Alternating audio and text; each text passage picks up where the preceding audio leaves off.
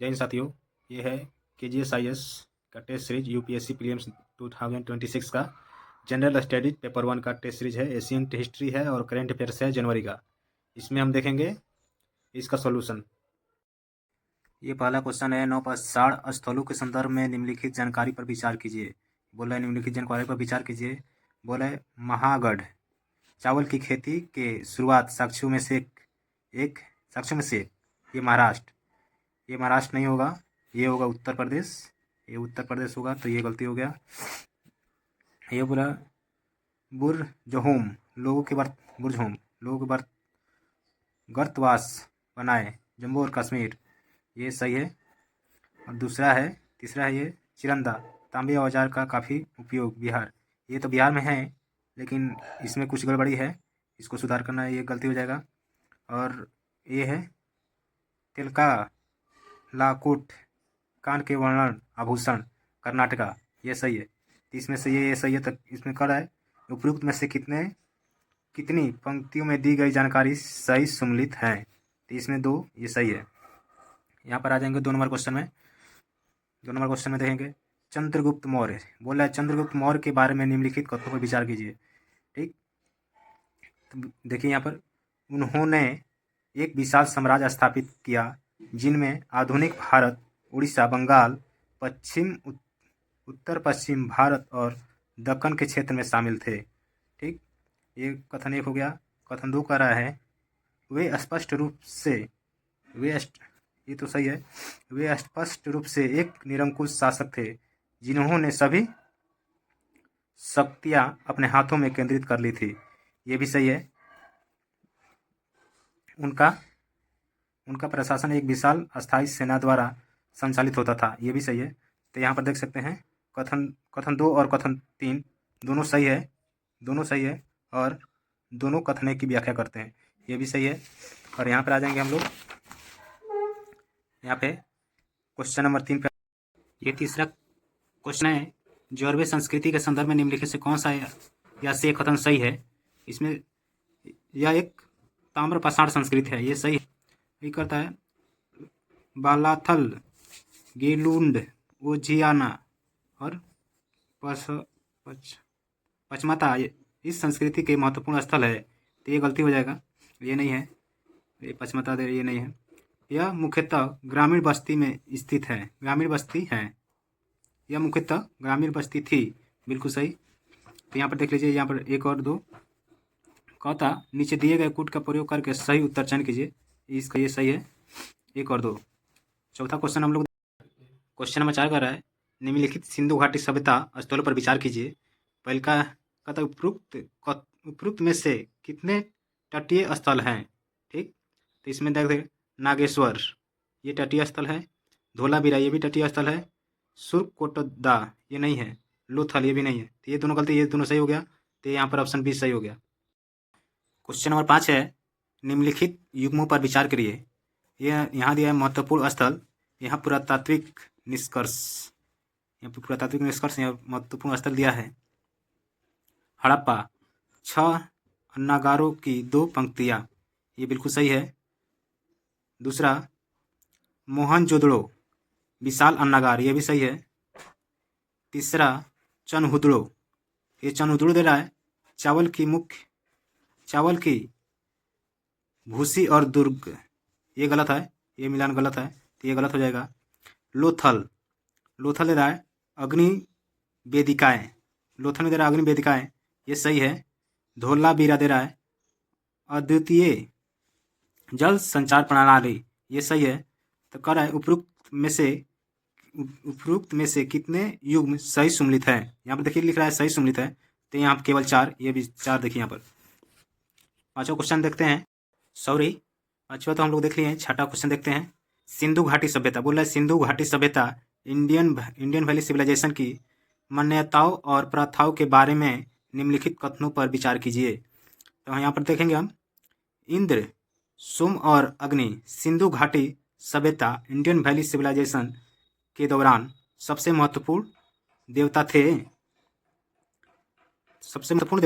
ये तो गलती हो जाएगा, ये नहीं, सबसे महत्वपूर्ण देवता नहीं थे।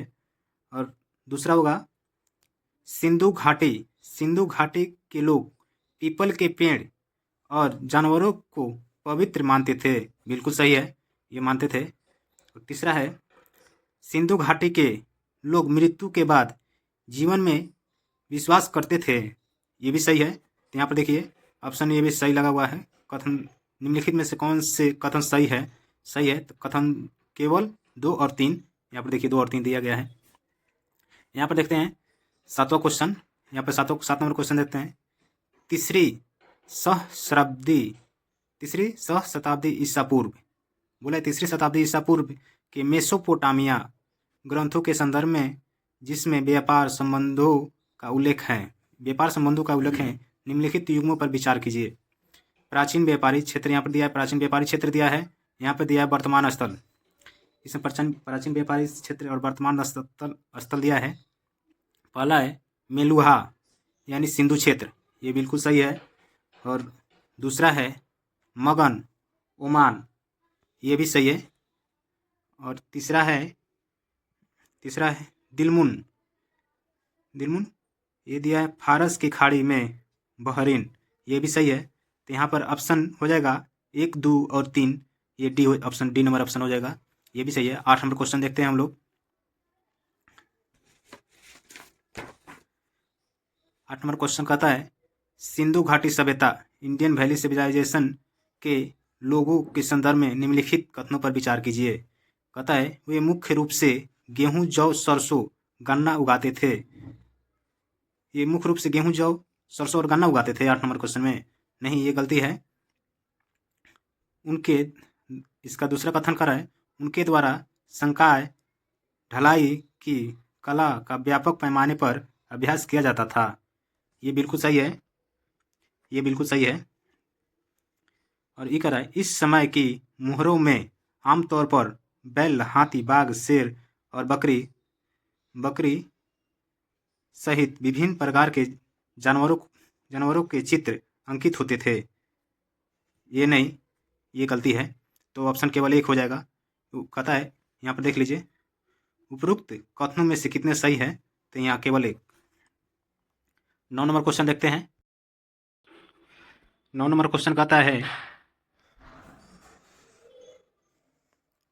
9 नंबर क्वेश्चन कहता है ऋग्वेद के संदर्भ में निम्नलिखित कथनों पर विचार कीजिए। तो पहला कह रहा है ऋग्वेद में सरस्वती नदी को नदी तर्ण कहा गया है। तो ये बिल्कुल सही, ये सही होगा। दूसरा कथन कहता है ऋग्वेद में 10 पुस्तक या मंडल हैं जिनमें से 1 से 10 सबसे पुराने हैं जबकि 2 से 7 मंडल नए हैं। ये बिल्कुल गलत है। यहाँ पर पहले ही 1 से 10 का दरा है, उसके बाद कहता है 2 से 7 का रहा है, ये गलत है। तो केवल एक कर रहे हैं यहाँ पर ऑप्शन में देखिए उपरोक्त में से कौन सा या से कथन सही है, ठीक है ना। तो केवल एक हो जाएगा। 10 नंबर क्वेश्चन देखेंगे यहाँ पर वैदिक साहित्य के संदर्भ में निम्नलिखित कथनों पर विचार कीजिए। तो वैदिक साहित्य के संदर्भ में निम्नलिखित कथनों पर विचार करना है। यहाँ पर देखेंगे नीचे दिए गए कूट का प्रयोग करके सही उत्तर चुनिए। सही उत्तर चुनना है तो चुनते हैं। इसमें से सही उत्तर क्या हो सकता है? कह 108 मुख्य उपनिषद हैं, नहीं, ये गलती हो जाएगा। 108 मुख्य उपनिषद नहीं है। दूसरा कह रहा है ब्रह्मांड वेदों से जुड़ी गद्य टीकाएँ हैं, बिल्कुल सही, ये सही होगा। अरण्यक रहस्यवाद और दर्शन से संबंधित तथा बलिदान के विरोध करते हैं, ये बिल्कुल सही है। पुराण सबसे प्राचीन वैदिक साहित्य हैं, नहीं, ये गलती है। वेदांग वेदों को समझने के लिए आवश्यक 6 विषय हैं, बिल्कुल। तो यहाँ पर देख लीजिए 1, 2, 3, 4, 2, 3, 5, तो 2, 3, 5 ये है। तो 2, 3, 5, यहाँ पर केवल 2, 3, 5, 2, 3 और 5 सही होगा। तो यहाँ पर 2, 3, 5 सही है। 11 नंबर क्वेश्चन देखते हैं। 11 नंबर क्वेश्चन कर रहा है ऋग वैदिक काल के सामाजिक सांस्कृतिक पहलुओं के संदर्भ में निम्नलिखित कथनों पर विचार कीजिए। ठीक, पहला देखते हैं इसका कथन क्या कर रहा है। इस समय पुरोहितों और ब्राह्मणों को दिए जाने वाले उपहारों में भूमि अनुदान प्रमुख था। 11 नंबर क्वेश्चन भूमि अनुदान प्रमुख था, तो ये नहीं, भूमि अनुदान प्रमुख नहीं था, गलत है। दूसरा कथन कहता है अधिकांश आबादी शहरी बस्तियों में रहती थी, ये भी गलती है। अधिकांश आबादी शहरी बस्तियों में नहीं रहती थी।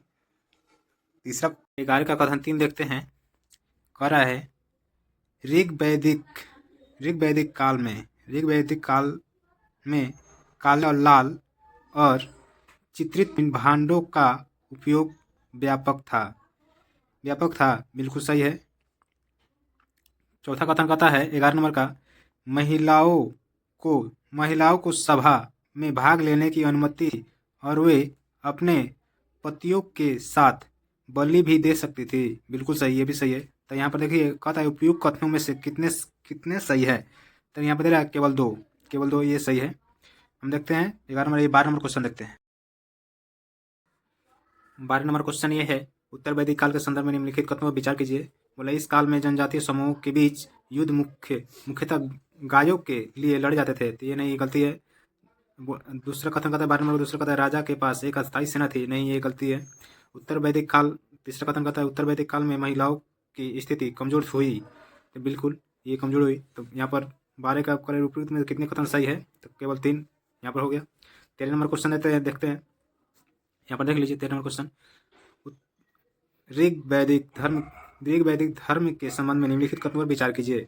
तो ऋग्वैदिक धर्म के संबंध में बोला है। तो इसका पहला कथन है प्रारंभिक वैदिक लोग रुद्र की मूर्तियों की मंदिरों में पूजा करते थे। नहीं, ये गलती है। दूसरा कह रहा है गायत्री मंत्र का उल्लेख ऋग्वेद के 3 मंडल में और इसकी रचना ऋषि महर्षि विश्वामित्र ने की। नहीं, ये भी गलती है।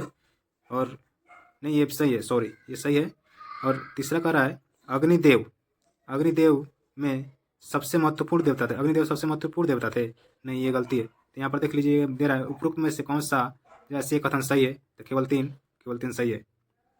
14 नंबर क्वेश्चन देखते हैं। यहाँ पर 14 नंबर क्वेश्चन कहता है वैदिक नदी के संदर्भ में निम्नलिखित युगों पर विचार कीजिए। यहाँ पर वैदिक नाम दिया है, यहाँ आधुनिक नाम दिया है। ठीक, यहाँ पर देखेंगे पहला बोला है झेलम कहाँ पुरुष पणी है। आधुनिक नाम पुरुष पणी है। नहीं, ये तो गलती है, पुरुष पणी नहीं होगा, ये गलती है। इसका नाम होगा बिस्ता होगा, इसका नाम बिस्ता होगा। और दूसरा देखते हैं ब्यास बोला बिस्ता, ये भी गलती है, ब्यास का बिस्ता ये नहीं गलती होगा। और तीसरा होगा बोल रहा है रवि का विपाशा ये सही है। ये बोल रहा है चौथा बोल रहा है चिनाब का अस्किनी ये सही है। चिनाब का अस्किनी ये सही है। चौथा बोला है सतलुज का सुत्रुदी ये गलती है, ये ना होगा, ये भी गलती है। तो यहाँ पर देखिए कर उपयुक्त में से कितने युग में सही सम्मिलित है? तो केवल दो सही है। यहाँ पर देखेंगे 15 नंबर क्वेश्चन बोला है निम्नलिखित जनपदों पर विचार कीजिए। और यहाँ पर ये उपयुक्त में से कितने गणतंत्र थे? यानी ये जो दिया है 4 कथन, इसमें से कितने गणतंत्र थे बताना है। तो इसका ये मल ये भी बिल्कुल गणतंत्र थे। साक ये भी गणतंत्र थे। लिच्छवी ये भी गणतंत्र थे। और विज ये भी गणतंत्र थे। तो ऑप्शन हो जाएगा डी। ऑप्शन इसका डी हो जाएगा उपयुक्त में से सभी यानी डी 4 हो जाएगा। और 16 नंबर क्वेश्चन देखते हैं। यहाँ पर दिया है 16 नंबर क्वेश्चन महाजनपदों के संदर्भ में निम्नलिखित जानकारी पर विचार कीजिए। यहाँ पर महाजनपद, राजधानी, आधुनिक स्थान दिया गया है, यहाँ बताना है। बोला है अंग, चंपा, मुंगेर और भागलपुर बिहार। बिल्कुल ये सही है। 2 नंबर बोल रहा है चेदी, पटौर, राजधानी पटौर। ये 16 नंबर के तीसरा देखते हैं। तीसरा कथन कहता है सुरसेन महाजनपद या अहिच्छंद्र ना होगा, ये राजधानी गलती है। यहाँ पर होगा मथुरा, यहाँ पर मथुरा होगा, बाकी ये तब ये भी गलती हो जाएगा। तो केवल एक कर उपयुक्त पंक्तियों में से कितनी पंक्तियों में दी गई जानकारी सही सम्मिलित है? तो केवल एक नंबर हो गया। और यहाँ पर देखते हैं, यहाँ पर दिया है हर्यक वंश के बारे में दिया गया है। यहाँ पर देख सकते हैं हर्यक वंश के शासकों के संदर्भ में निम्नलिखित कथनों पर विचार कीजिए। हर्यक वंश के जो शासक है उसके बारे में बताना है। तो बोल रहा है बिंबिसार बुद्ध और महावीर के समकालीन थे। बिंबिसार बुद्ध और महावीर के समकालीन थे, बिल्कुल सही। और दूसरा बोल रहा है अजात शत्रु ने वैशाली पर विजय प्राप्त कर और उसे मगध साम्राज्य में मिलाया, बिल्कुल सही। तीसरा कथन कर रहा है उदयदिन ने मगध की नई राजधानी पाटलिपुत्र में स्थापित किया। उदयदिन मगध, तो ये भी बिल्कुल सही है। तो यहाँ पर उपरोक्त में से कितने कथन सही है? तो यहाँ पर देखते हैं ऑप्शन सी दिया गया है, बिल्कुल सही है। हम देखते हैं अब 18 नंबर क्वेश्चन देखते हैं। बोल रहा है महाजनपद युग में सामाजिक और भौतिक जीवन के संदर्भ में निम्नलिखित कथनों पर विचार कीजिए। पहला कथन कर रहा है इस अवधि के दौरान मुख्य चांदी से बने आहत सिक्के, पंचमार्क सिक्के, आहत सिक्के मतलब यानी पंचमार्क सिक्के व्यापक रूप से प्रचलित में थे, बिल्कुल सही है। और ये कह रहा है दूसरा कथन इस अवधि के दौरान, बोला है इस अवधि के दौरान उत्तरी काले पॉलिश मृदभांड प्रचलित थे, बिल्कुल सही। और ये बोला है तीसरा इसका कथन बोला है 18 का तीसरा बोला है महाजनपदों का युग भारत में शहरीकरण का दूसरा चरण था, बिल्कुल सही, दूसरा चरण था। चौथा कथन कर रहा है उत्तरापथ और दक्षिणापथ मगध महाजनपद की दो प्रमुख प्रशासनिक इकाई थी, नहीं ये नहीं थी।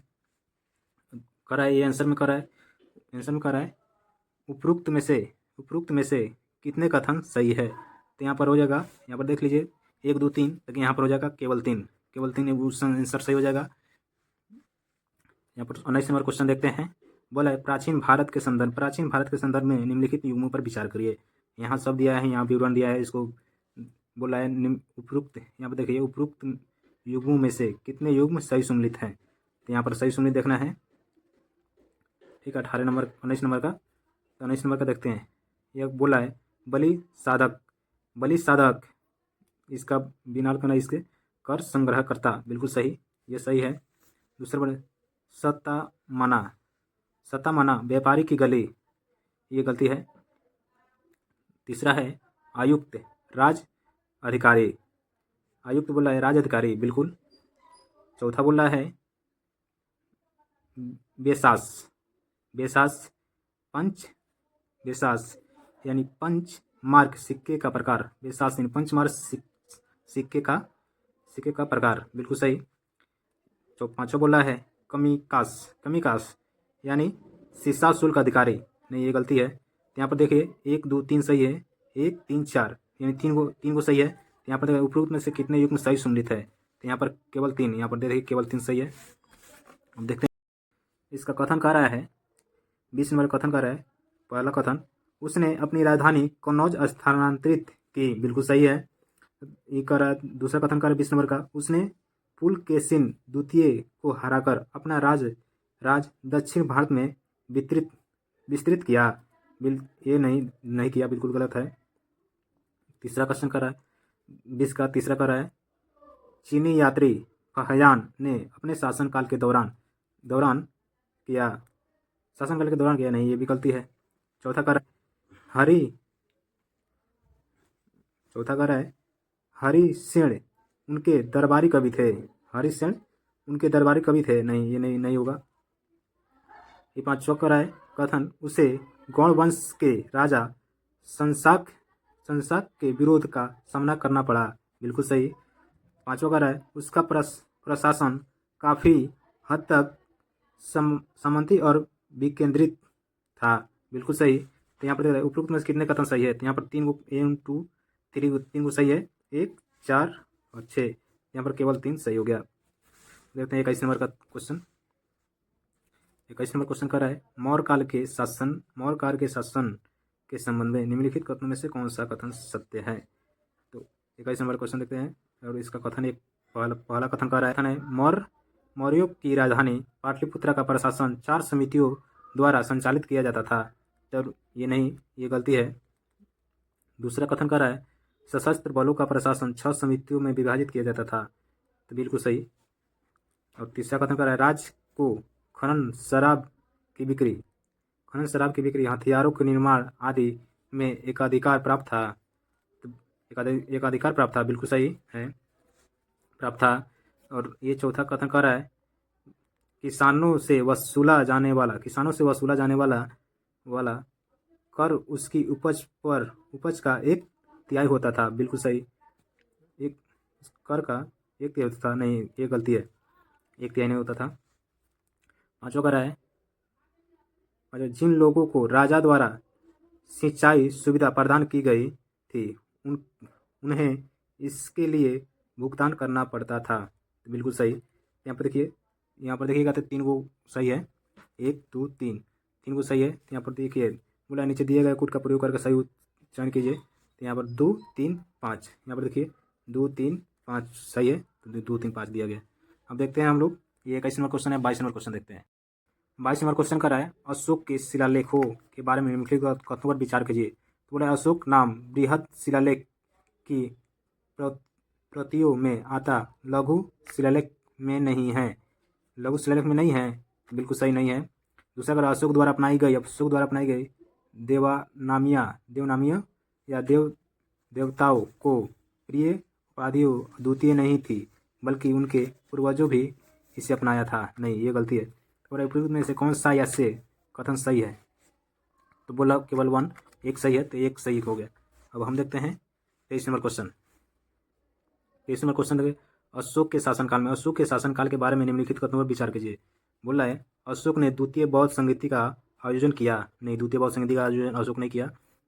और तीसरा, इसका 23 का दूसरा कथन कर रहा है, साथ उनके शासनकाल के दौरान राजकों को आवश्यक पड़ने पर लोगों को दंड देने का अधिकार दिया गया था। बिल्कुल सही, ये सही है।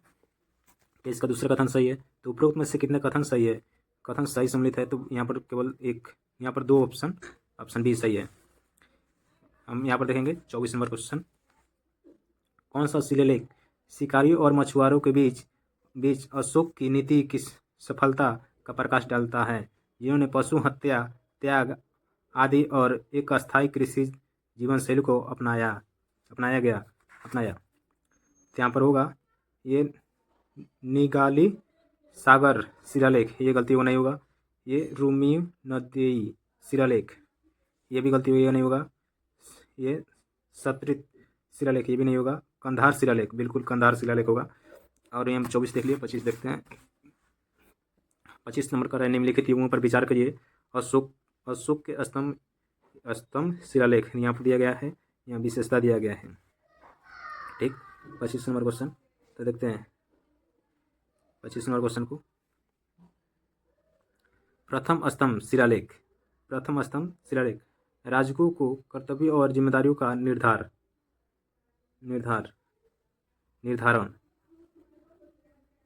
ये क्या कर रहा है? ये गलती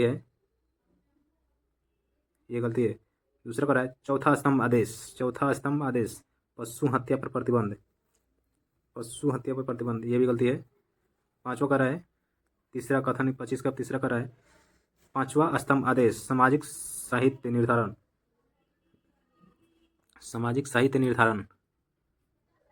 तीसरा कर सामाजिक साहित्य निर्धारण। इसमें ये 25 नंबर क्वेश्चन में हमको कुछ डाउट लग रहा है, इसको हम फिर बाद में देखेंगे अगला एथी में। 26 नंबर क्वेश्चन देखते हैं। यहाँ पर 26 नंबर क्वेश्चन में 26 नंबर क्वेश्चन देखते हैं। मौर्य वंश के बारे में निम्नलिखित कथनों पर विचार कीजिए। तो यहाँ पर पहला देखते हैं, बिंदुसार को अमृत घात और अमित्रोचेट उपाधि से संदर्भित किया जाता है। बिल्कुल ये गलती है, नहीं किया जाता है। ये दूसरा 26 का दूसरा कथा है, सीरियाई राजदूत डेमाकस ने चंद्रगुप्त मौर्य के दरबार में दौरा किया। बिल्कुल सही किया था। उपरोक्त में से कौन सा कथा सही नहीं है? सही, ये सही था, ये गलती किया था, बोला सही नहीं है, तो यहाँ पर ऑप्शन बी हो जाएगा। ठीक, और यहाँ पर देखते हैं 27 नंबर क्वेश्चन देखते हैं। बोला निम्नलिखित में से कौन सा कथन वंशोत्पत्ति काशिनी का सही वर्णन करता है? इसमें देखिए, विनय पिटक में मठवासी अनुशासन पर एक बौद्ध ग्रंथ, नहीं ये गलती है, ये सही नहीं करता है। अभिधम्म पिटक में बौद्ध ध्यान तकनीक पर एक ग्रंथ, ये गलती है, ये नहीं होगा। चाणक्य और चंद्रगुप्त की कथा पर 10वीं शताब्दी पर टिप्पणी बिल्कुल ये करता है, यही करता है। तो ऑप्शन सी सही हो गया 27 का। अब 28 नंबर क्वेश्चन देखते हैं। 28 नंबर क्वेश्चन ये है, बौद्ध और जैन ग्रंथों के संदर्भ में निम्नलिखित कथनों पर विचार कीजिए। ठीक, तो बोला है दीघ निकाय, दीघ निकाय, दीघ निकाय, ये सही है, दीघ निकाय। यहाँ पर पढ़ लीजिए क्या करें, उपरोक्त में से कितने ग्रंथ मौर्य के क्षत्रिय मौर्य वंश की शाखा से संबंधित है? मौर्य वंश की शाखा से संबंधित है। ठीक है, यहाँ पर देखेंगे ये सही है, ये बोला है। दूसरा बोल रहा है महावंश, बिल्कुल सही है। तीसरा बोला दिव्य व दान, बिल्कुल सही। समूह सुत्तम, ये गलती है। तो यहाँ पर केवल 3 हो जाएगा ऑप्शन इसका, 28 का केवल 3 ऑप्शन हो जाएगा। 29 देखते हैं। 29 का रहा है अशोक के स्तंभों विशेषता के संदर्भ में निम्नलिखित कथनों पर विचार कीजिए। अशोक के स्तंभ और कथन विचार यहाँ पर कह रहा है, देखिए कितने कथन सही है। ठीक, तो यहाँ पर बोला है अधिकांश स्तंभ रूप और आयाम में समान है, बिल्कुल। ये स्तंभ बलुआ पत्थर से बने हैं, बिल्कुल सही। अधिकांशतः स्तंभ आकाश में मोनोलिथ हैं, बिल्कुल सही। और यहाँ से देखते हैं, ये 30 नंबर क्वेश्चन था। 30 नंबर क्वेश्चन को देखें, सॉरी 29 नंबर क्वेश्चन नहीं देखें, 29 नंबर क्वेश्चन देख लें। अशोक के किस बृहद शिलालेख में भेरीघोष धम्मघोष से स्थापित किया गया? तो यहाँ पर चौथा बृहद शिलालेख होगा यहाँ पर आंसर 29 का। 30 का तो हम लोग देख लिए, और 31 का देखते हैं।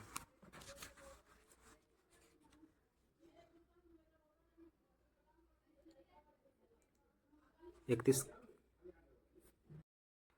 का देखते हैं यहाँ पर, मौर्य प्रशासन के संदर्भ में निम्नलिखित कथनों पर विचार कीजिए। मौर्य प्रशासन के संदर्भ में निम्नलिखित कथनों पर विचार कीजिए। कार्यकारी अधिकारी, यहाँ पर कार्यकारी अधिकारी दिया है, यहाँ पर कार्य दिया गया, यहाँ अधिकारी बारे में यहाँ पर कार्य किया बोला है। समाहित्री कोषाध्यक्ष, नहीं ये गलती है। सन्निधात्री यहाँ पर दिया है। मुख्य राजस्व संग्रहकर्ता, नहीं ये भी गलती है, नहीं हुआ। अच्छा, अक्षपटल अभिलेख सह लेखा परीक्षा अधिकारी, बिल्कुल सही है। देवारिक महल के परिचारकों का प्रमुख, ये बिल्कुल सही है। और ये करा है रूप दर्शन सिक्के द्वारा निरीक्षक, ये भी सही है। तो कर उपयुक्त में कितने युग्म सही सम्मिलित है? तो यहाँ पर देख लीजिए केवल 3, यहाँ पर ऑप्शन बी सही है। 32 नंबर करा है क्वेश्चन, मौर्य काल में कर राजस्व प्रणाली के संदर्भ में निम्नलिखित कथनों पर निम्नलिखित में से कौन सा से कथन सही है? यहाँ पर है पिंड कर गांवों के समूहों पर लगाया जाता था, बिल्कुल सही है। यहाँ पर करा है नीचे, यहाँ पर नीचे दिए गए कूट का प्रयोग करके सही उत्तर चुनिए। सही उत्तर चुनना है इसमें से, ये बिल्कुल सही है। फल और हिरण्य कर लगाया जाता था, नहीं ये गलती है। फल पर हिरण्य कर लगाया जाता नहीं। कर तीसरा कथन कहता है, 32 का तीसरा कहता है कर नामक टैक्स का भुगतान केवल नगद से ही किया जाता था, नहीं नौ से नहीं, ये तो एथी में किया जाता था, सामान का लेन देन करके किया जाता था, ये तो गलती है। यहाँ पर 33 नंबर क्वेश्चन देख सकते हैं, कौटिल्य के अर्थशास्त्र। 33 नंबर क्वेश्चन कहता है कौटिल्य के अर्थशास्त्र के संबंध में निम्नलिखित कथनों पर विचार कीजिए। ठीक, यहाँ पर देखेंगे बोला है राज को धर्म प्रवर्तक माना जाता था, बिल्कुल सही है। दूसरा कहता है, इसका कथन 2 करता है 33 का, इससे केंद्र के सर्वोच्च प्राधिकारियों को 18 अमर्त्यों के रूप में संदर्भित किया गया। तब नहीं, ये गलती हो जाएगा, नहीं होगा। ये बोला है तीर्थ सर्वोच्च प्रशासनिक और न्यायिक अधिकारी थे, नहीं ये भी गलती होगा। कर उपयुक्त में से कितने कथन सही है? कितने कथन सही है? तो केवल एक, ऑप्शन ए सही हो गया। अब देखते हैं 34 नंबर क्वेश्चन। 34 नंबर क्वेश्चन कहता है अशोक अभिलेख स्थलों के संदर्भ में निम्नलिखित युगों पर विचार कीजिए। ठीक, विचार करना है। यहाँ पर स्थिति दिया गया, यहाँ पर स्थान यानी वर्तमान राज्य दिया गया है। यहाँ पर सोपारा दिया है, सोपारा यानी महाराष्ट्र, बिल्कुल सही है। यहाँ संति कर्नाटक, बिल्कुल सही है। यहाँ रूपनाथ उत्तराखंड, नहीं ये गलती है। एक कालसी मध्य प्रदेश, ये भी गलती है। टोपरा हरियाणा, ये भी सही है। कर उपयोग में कितने सही सम्मिलित है? सही सम्मिलित केवल 3। यहाँ पर 1 2 और 1 2 और 5 3 को सही समझे तो सही यहाँ पर हो गया। 35 का यहाँ पर देखते हैं। अर्थशास्त्र के अनुसार मौर्य काल में नृश्री हरदूत कौन था? नृश्री हरदूत कौन था? 35 में पूर्णाधिकारी राजदूत था। यहाँ सी ऑप्शन सही है। 36 नंबर देखते हैं यहाँ पर। गुप्त साम्राज्य के संदर्भ में निम्नलिखित कथनों पर विचार कीजिए। यहाँ पर 36 का 2 नंबर कहता है हरिसेन द्वारा रचित इलाहाबाद स्तंभ अभिलेख गुप्त की सैन्य उपलब्धियों के बारे में विवरण प्रदान करता है, बिल्कुल सही। दूसरा कहता है गुप्त काल के दौरान ब्राह्मणों और अधिकारियों की भूमि अनुदान देने की प्रथा बढ़ गई, बिल्कुल सही। तीसरा कथन कहता है 36 का गुप्त शासन अत्यधिक केंद्रीकृत था तथा स्थानीय प्राधिकरणों को बहुत कम शक्ति दी गई थी। तो ये भी गलती है, नहीं कम शक्तियाँ दी गई थी, नहीं ये गलती है। तो अगर उपरोक्त में कितने सही है? तो केवल 2, यहाँ पर 2 हो गया। अब देखते हैं हम लोग ये 37 नंबर क्वेश्चन।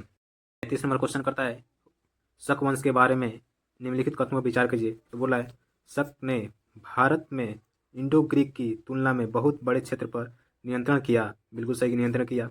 दूसरा 37 का 2 नंबर कर रहा है दरकन वंश शक क्षत्रुपों की एक वंशावली थी, बिल्कुल सही। तीसरा कह रहा है रुद्रताम्र प्रथा धमनकर वंश का संस्थापक था, नहीं ये गलती है। तो इसका ऑप्शन हो जाएगा केवल 1 और 2, इसका सही हो जाएगा। 38 नंबर क्वेश्चन हम लोग देखते हैं। कहता है कुषाण सम्राट कनिष्क के बारे में निम्नलिखित कथनों पर विचार कीजिए। कुषाण सम्राट कनिष्क के बारे में निम्नलिखित कथनों पर विचार कीजिए। तो बोला उसने शक युग की शुरुआत की, बिल्कुल सही। बोला तीसरी बौद्ध संगीति उसके अधीन आयोजित की गई थी, नहीं की गई थी। बोला उसने औसघोष और चरक के संरक्षण थे, बिल्कुल सही। तो बोले कौन सही है? सही पूछा, कितने कथन सही है? तो अब केवल 2 हो जाएगा, ऑप्शन 2 बी सही है। बोला है 39 नंबर क्वेश्चन देखते हैं। निम्नलिखित में से किस शासक ने शासन की छत्र प्रणाली शुरू की? तो यहाँ पर हो जाएगा कुषाण हो जाएगा। और 40 नंबर के देखते हैं। 40 नंबर उत्तर वैदिक काल बोला है। 40 नंबर का देखते हैं। उत्तर वैदिक काल के संदर्भ में निम्नलिखित कथनों पर विचार कीजिए। ठीक, तो बोला है पहला कथन वंश आधारित लोकप्रिय स्वभाव का महत्व कम हो जाता है। तो नहीं कम, सॉरी 40 का बोला है पहला कथन वंश आधारित लोकप्रिय स्वभाव का महत्व कम हो गया, नहीं कम हो गया, बिल्कुल सही है। 40 का दूसरा कथन कर रहा है इस काल के लोग 4 प्रकार के मृदभांडों से परिचित थे, बिल्कुल सही, ये भी सही है। और ये बोला है इस काल में 4 आश्रमों जीवन के चरणों की अवधारणा अच्छी तरह से स्थापित हो गई, बिल्कुल सही। बोला कि उपयुक्त में कितने सही है? तो केवल सभी यहाँ पर दिया है, ऑप्शन सी में दिया है सभी, ऑप्शन सी सही है। तो हम लोग 41 नंबर क्वेश्चन देखते हैं। 41 नंबर क्वेश्चन देखते हैं। यहाँ पर दिया है प्राचीन भारत पर विदेशी शासन के प्रभाव के संदर्भ में निम्नलिखित कथनों पर विचार कीजिए। बोला इंडो ग्रीक भारत में सोने के सिक्के जारी करने वाले पहले शासक थे, बिल्कुल सही है। दूसरा कथन कर रहा है 41 का दूसरा कथन कर रहा है ज्योतिष के लिए उपयुक्त यूनानी शब्द होरोस्कोप संस्कृति शब्द होरो शास्त्र से लिया गया, नहीं बिल्कुल गलती है। इंडो ग्रीक ने भारत में हेलोनिस्ट काल की नई विशेषताओं को पेश किया जिन्होंने गंधार कला को आकार देने में महत्वपूर्ण भूमिका निभाई, बिल्कुल सही है। पर उपयुक्त में कितने कथन सही है? नहीं, क्या कर रहा है? 42 नंबर क्वेश्चन देखते हैं। निम्नलिखित कथनों पर विचार कीजिए। कथन 1 कर रहा है सातवाहनों ने गौतमी पुत्र और विशिष्ट पुत्र ने मातृमनों का प्रयोग किया, बिल्कुल सही है। बोला सातवाहन समाज मुख्यतः मातृवंशीय या मातृसत्तात्मक था, नहीं ये गलती है। तो यहाँ पर इसका हो जाएगा कथन 1 सही है, कथन 1 सही है किंतु कथन 2 सही नहीं है, तो ऑप्शन सी सही हो जाएगा। यहाँ पर देखते हैं 43 नंबर क्वेश्चन। 43 नंबर कर रहा है सातवाहन प्रशासन के संदर्भ में निम्नलिखित युगों पर विचार कीजिए। इसका यहाँ पर अधिकार दिया है, यहाँ पर कार्य दिया गया है, अधिकारी और कार्य। 43 नंबर क्वेश्चन देखते हैं। बोला है महातरक शाही भंडारगृह या कोषाध्यक्ष या अधीक्षक थे, नहीं ये गलती है। महातलवार प्रांत के वायसराय या समंत गवर्नर, ये सही है। कोठोकारिका राजा के निजी कक्ष का प्रभारी अधिकारी, ये नहीं ये गलती है। और ये कह रहा है पिनिया घरिका यानी जल घर का प्रभारी शक्ति, बिल्कुल सही। उपरोक्त में से कितने सही सम्मिलित है? तो केवल 2, यहाँ पर 2 नंबर और 4 नंबर सही सम्मिलित है, तो केवल 2 नंबर। 40 नंबर क्वेश्चन कहता है सातवाहनों के संदर्भ में निम्नलिखित कथनों पर विचार कीजिए। तो पहला कथन कर रहा है सातवाहन पहले स्वदेशी भारतीय राजा थे जिन्होंने अपने सिक्कों जारी किए जिन पर शासकों ने चित्रित किए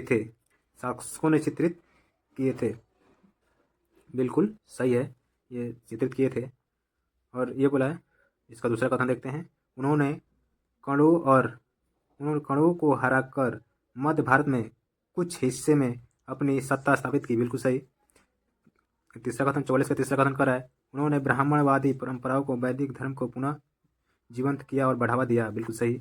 उपरोक्त में से कितने सही है? तो यहाँ पर देख लीजिए, दिया गया है ऑप्शन सी सभी।